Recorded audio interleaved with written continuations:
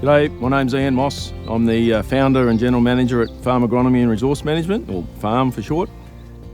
We are here on a small farm near Southbrook, which is our business base, which is only 20 minutes from Toowoomba.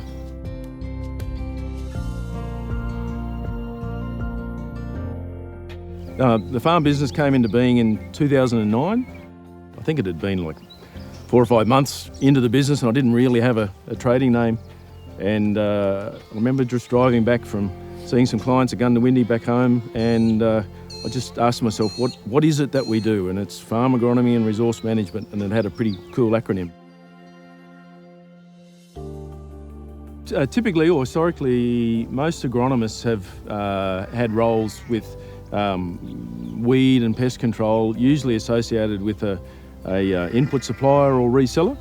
So a typical model used to be where the reseller would supply agronomic services to the farmer on the expectation that the farmer would buy their fertiliser and chemicals and things through that same supplier. And that model still stands to a certain extent today as well. What makes F.A.R M Agronomy, I guess, different to a lot of those reseller relationships is that we actually do have accounts with every man and his dog that sells seed and fertiliser, but all our agronomy clients understand that they have no obligation to buy anything or use that. It's just there as a product sourcing service if they have trouble sourcing things. So we have a saying in our business that it's always agronomy first. So there's no focus on sales whatsoever. Sales are an important part of our business, but it's all about the agronomy first.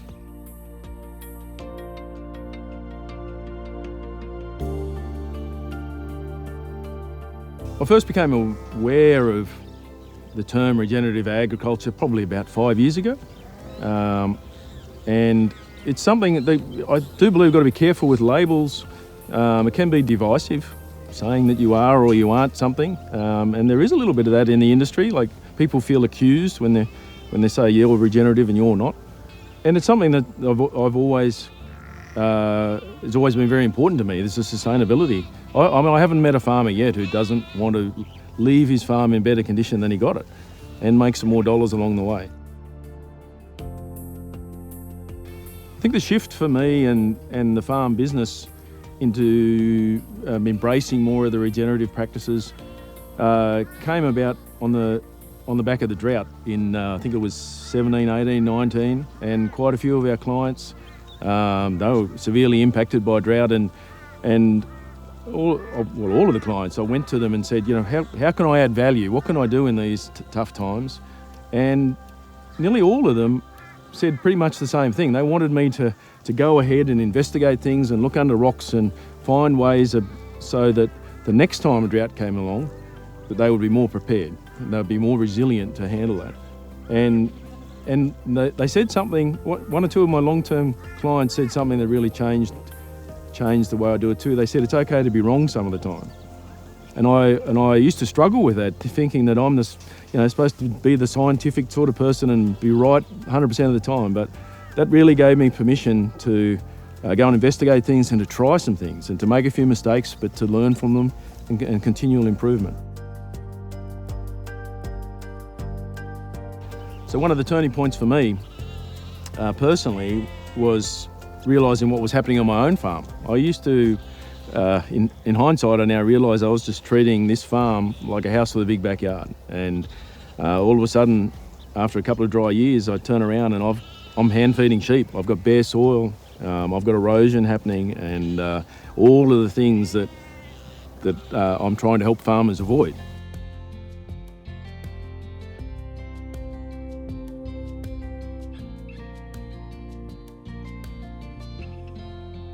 That was an important time for me to realise that I have this opportunity to use the farm to help me learn, so I can then pass that on to clients as well. So some of the things we've changed on the farm, a lot of it has been about what I call water and wire. It's about making paddocks smaller, making sure that we've got water everywhere, and it's all about grazing management, being able to use the animals as tools to change the soil and the plants that are there. And we've also dug out an old planter that we had in the shed, and we've started adding in some seed to the pastures that are already here. And some of them were pastures were okay. They were like Queensland bluegrass based pasture, which was relatively productive, but we've added in some annuals and a much wider diversity of plants in amongst that. So one of the advantages of having a farm to practice on a small scale is the mistakes don't cost so much. So you can try a few things, and I'm quite okay about making a few mistakes. That's how we learn. But then what we learn from that, we can then take that and use that on a bigger scale on much larger farms with clients. We've also, upon buying the neighbouring block and putting the old farm back together again, we've now got a creek that has some severe erosion issues that we've started working on creating some leaky weirs and trying to understand how we can best manage that landscape as well.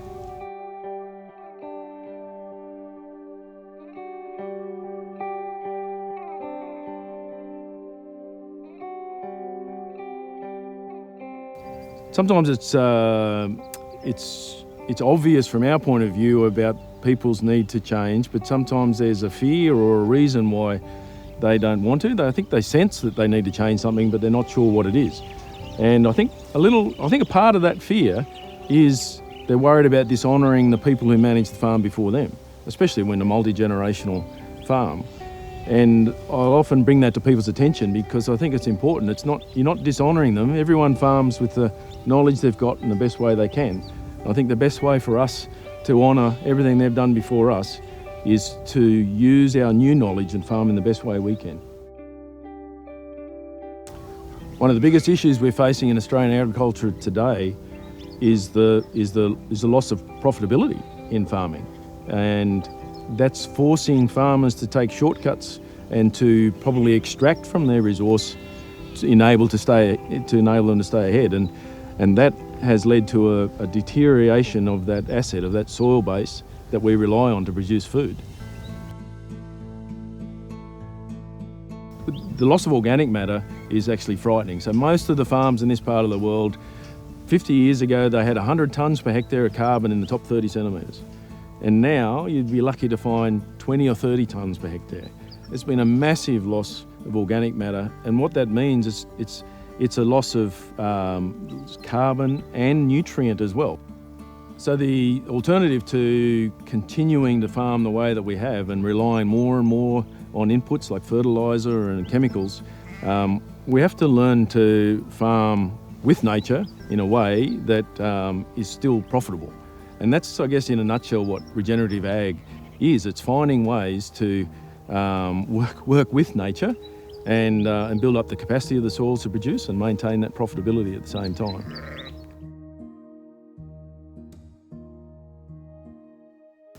As agronomists and as farmers, we're actually really good at knowing how to make the most money out of this paddock in this season. Like, we're really good at it. The right plant to grow and the species and the sowing rate and the fertiliser. We're really good at that, but what we're not very good at is how we make the most money over time in this paddock. You've got to be thinking about investing in that soil and improving it, not just taking. The key to getting off the vicious cycle of more and more inputs is to build up the soil organic matter, to turn around this continual decline in organic matter. And I learned a long time ago, you don't have to tell a farmer exactly what to do. You give them a big enough why and they'll work out how to do it. I love the clients we work with. They challenge me and then they inspire me, and I learn from them. I wouldn't be anything without our clients. We've got the best job in the world. And we actually have this saying that if we're doing our job properly, they won't need us after time. Having said that, quite a few of our clients have been clients for more than a decade. And some of those long-term clients are, I guess they've become more like friends than clients in a way. You get to go to birthdays and weddings and funerals and those sorts of things. So, and over the time, I have had a farmer's wife pull me aside and thank me for some interaction and some, mateship and keeping them going as well in tough times. So for me, agronomy is just as much about the people as it is the soil and plants and things.